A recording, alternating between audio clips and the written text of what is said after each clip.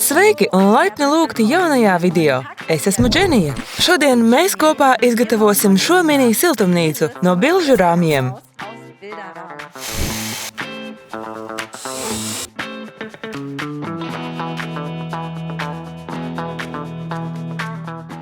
Viss, kas tev nepieciešams šim projektam, kā vienmēr, ir atrodams zemāk būvinstrukcijā.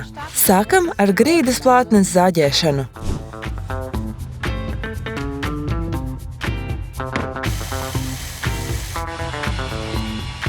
Tālāk pielīmējam pie pamatplāksnes nozāģēto pakāpienu.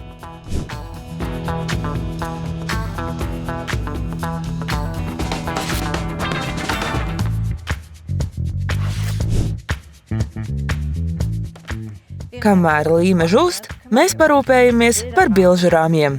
Sānu detaļas ir jānozāģē. Lai to izdarītu, vispirms tās iezīmējam.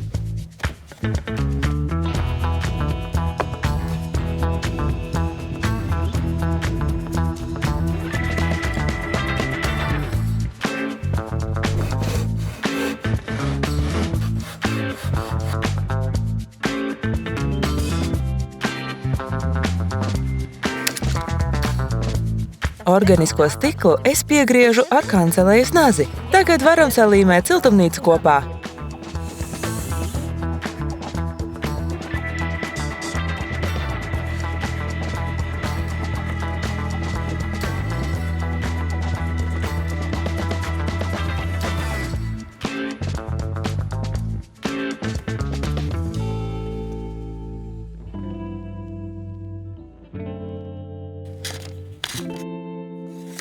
Papildu stabilitātei mēs noblīvējam malas ar baltu silikonu. Lai viss izskatītos vēl pievilcīgāk, nokrāsojam griezuma malas.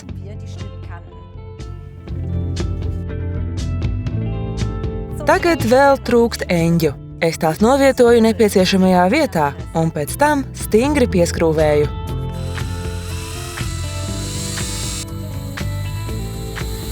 Un tagad ķeros pie sēšanas. Tam es izmantoju šos mazos Parkside garšaugu podiņus un iesēju tajos mauru lokus un baziliku.